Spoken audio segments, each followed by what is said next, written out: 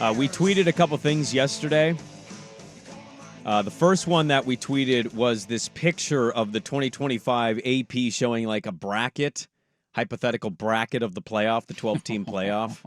We tweeted inject it into our veins. It's been one of the best parts about the new NCAA video game. I've led Georgia Tech to the college football playoff twice now in 4 years. Look, they might be following your mojo. They got a big recruit. They yesterday. signed a 5-star recruit. Somebody tagged me in a tweet. They signed a 5-star recruit. They tweeted at me, "Hey, you're recruiting hard, I see."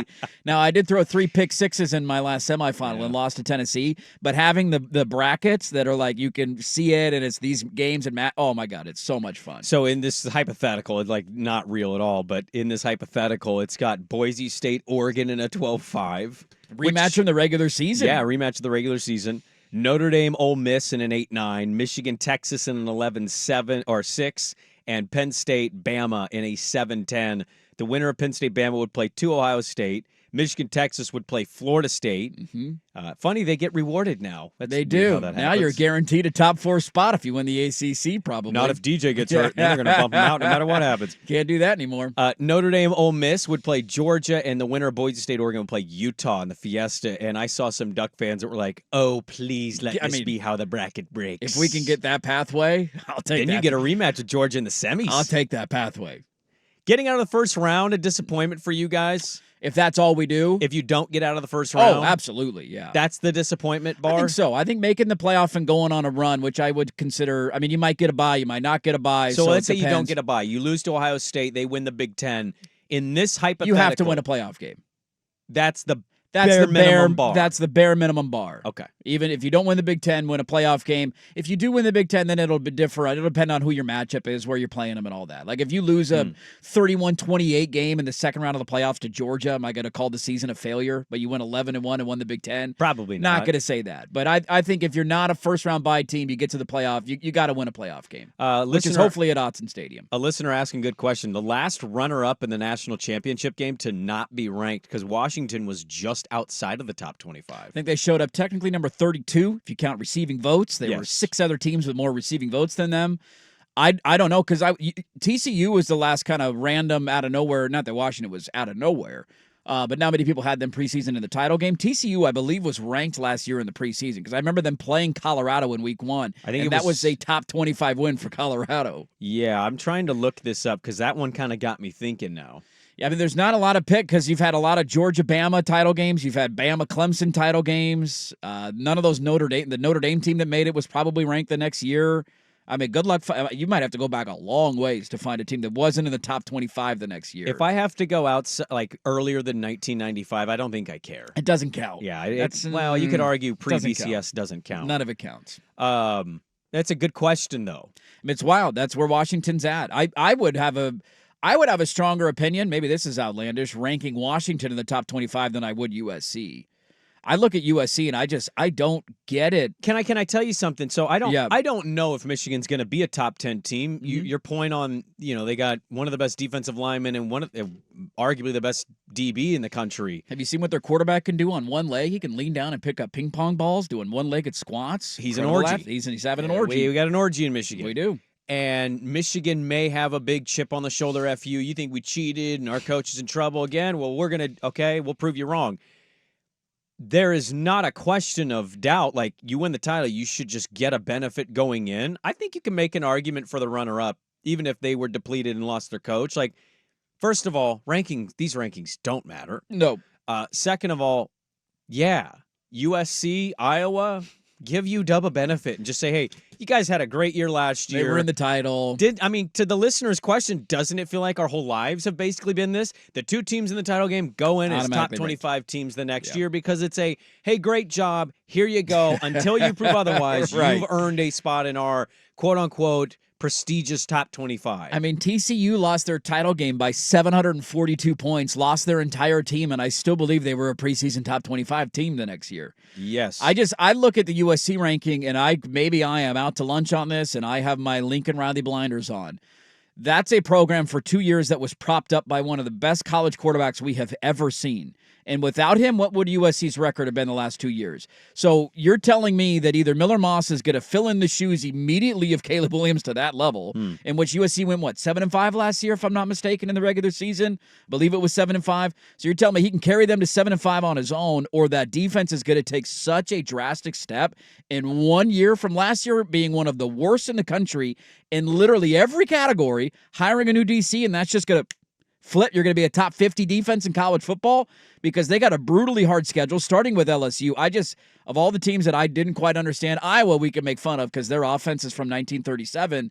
USC, they have been propped up by Caleb Williams. He's gone, and I don't think there's enough there to fill in for his departure. You seen Cade McNamara's practice, his scrimmage stats the other day? So bad. They were like, hey, this is actually positive for Iowa. He's moving the football just to the wrong team. 6 first downs and threw 7 interceptions. He's doing great. I will just always have a problem with A&M. Elko might win at A&M, but what about A&M gets you that excited to put them in top 20? Yeah, I'm with you on that. It's a new coach. They've lost so much talent over the last couple of years. That's one for me. USC certainly understand the argument. We put up a poll question yesterday. I did this yesterday afternoon going through it. So the AP preseason top 25 was released, and Oregon State was not ranked. Will they be ranked at least once this coming season? Whether that's the AP, whether that's the college football playoff ranking, will my Beavs be ranked at least once this coming season? Yes or no? No. Running away by a sizable margin here. 63.1% of the voters say so far no. I actually voted yes on this, but I think it'll be some people have argued in the comments and the responses that it's going to be tough because of your early schedule, having to play Oregon in the season. Probably not going to win that game. Then you have some other interesting matchups like Purdue early on in the season. Purdue at San Diego State. At San Diego State could be a tough one. Quote unquote conference game. Yeah, I voted yes because I think there's still a sense of belief for me, despite all the departures, that your team is not going to be as good as it has been the last couple of years. I think that's pretty concrete. But your schedule is always also exponentially easier, right? You get Oregon early in the season, which is a tough game, but you do get them at home. I don't look at any other game on your schedule and say, no chance. I'm not saying you go 11-1 this year. Well, I mean, but I'm not looking at any other game saying you have zero chance to win that game. Yes, I agree with you. And so you tell me they lose one early to Oregon. You got to win the Purdue game if you want to be ranked at any point. I agree with that. Then you get Washington State, Cal later in the season. I'm not terrified of Washington State or Cal. One of those is an ACC win if they can beat Cal. Technically a Power 4 win, which that shouldn't count, but it's going to count. And then you're at Boise at the end of the year, and right. That's going to be massive for Boise because they might need that for the Mountain West Championship. You tell me in the first 7 weeks your only slip up is Oregon and you're 6-1, I could easily see you slipping into a number 25 spot in the back end of the AP poll. That's what I did too. Now, people did note the top 25. No group of 5 team. No. Not one. Not one. Yeah. It's a little strange that there wasn't one in the preseason. I think it's just look, I want my Beavers to be it, but even if it's not Oregon State, not one is kind of ridiculous. There's going to be a group of 5 team in this playoff. Yes, there will be. Guaranteed spot. There's got to be one that the voters could come up with to say, hey, this may be the best of the group of 5, at least going into the year. To not have one, I kind of thought that was the failure of their top 25 ranking. We can debate who's where and ranked what. To not have one group of 5, even if it's 25th, it feels very non-inclusive and Boys also club, it's just not realistic. There's going to be group of 5 teams. I also voted yes. I understand the argument of the Oregon game, and it may derail them a little bit in terms of getting that respect. I think a lot of it depends on how that game goes. If that game's a bloodbath, you might have a tough sell. Sure, but if you beat Purdue, and then you can start off going to San Diego State, I think I'm not overlooking that. No. You got at Boise State at the end of the year. If you take care of your Mountain West section, and then you get Cal and Wazoo, I just think there's a point in the season where if they have only lost, to your point, 6-1, 7-1, or whatever that is, yeah, they'll be ranked. It'll be at the back end. Yeah, you're not going to be a top 10 team. But they'll be ranked. I thought this was a good one from Benny, who's a diehard Beav. He said, I've never been so unsure about a team before. The D should be good. The offense is a big question mark, though. Gundy will be a first-time OC, but it seems like he has his guys in place. Lots of talent, but very young. Yeah. Another one, I thought we had some good Oregon fan thoughts. The Oregon fans that troll it, I always enjoy, but I like the ones that give honest thoughts. It's hard for Group 5 schools to get in the top 25 unless they have multiple impressive wins, so I don't think so. Somebody says without a doubt, and then other people say like that Oregon game is just it's massive. You got to be undefeated to start your year. I tend to disagree with that. I think you can have a loss, and albeit maybe a bad loss. I think you go in the Mountain West midway point of the year, teams are always going to play themselves out of it.